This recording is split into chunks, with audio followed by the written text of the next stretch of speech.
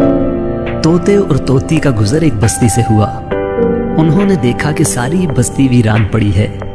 तोती ने तोते से पूछा, ये बस्ती वीरान क्यों है?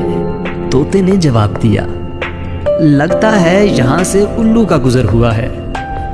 ऐन उस वक्त एक उल्लू भी वहां से गुजर रहा था। उसने तोते की बात सुनी और वहां रुककर उनसे मुखातिब होकर बोला, तुम लोग इस गांव में मुसाफिर लगते हो।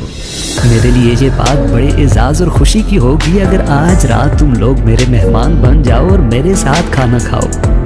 उल्लू की मोहब्बत भरी दावत से तोते का जोड़ा इनकार ना कर सका और उन्होंने उल्लू की दावत कबूल कर ली। खाना खाकर जब उन्होंने रुखसत होने की इजाजत चाही तो उल्लू ने तोती का हाथ पकड़ लिया और कहा, तुम कहाँ जा रही हो? तोती परेशान होकर बोली, ये कोई पूछने की बात है, मैं अपने खावंद के साथ वापस जा रही हूँ। उल्लू ये सुनकर हंसा और कहा, ये तुम क्या कह रही हो? तुम तो मेरी बीवी हो। इस पे तोता तोती उल्लू पर झपट पड़े और गर्मा गर्मी शुरू हो गई। दोनों में जब बहस और तकरार ज्यादा बढ़ी तो उल्लू ने तोते के सामने एक तजवीज़ पेश करते हुए कहा, ऐसा करते हैं, हम तीनों अदालत चलते हैं और अपना मुकदमा काजी के सामने पेश करते हैं। काजी जो फैसला करेगा वो हम कबूल कर लेंगे। उल्लू की तजवीज़ पे तोता और तोती मान गए और तीनों काजी की अदालत में पेश हुए। काजी ने दलाइल की रोशनी में उल्लू के हक में फैसला देकर अदालत बर्खास्त कर दी।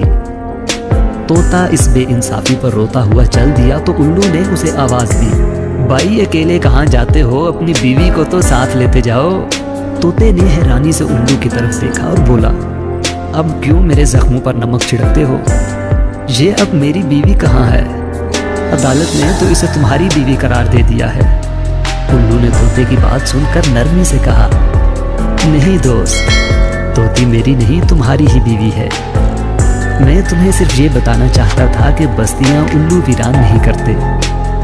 बस्तियां तब वीरान होती हैं जब उनसे इंसाफ उठ जाता है।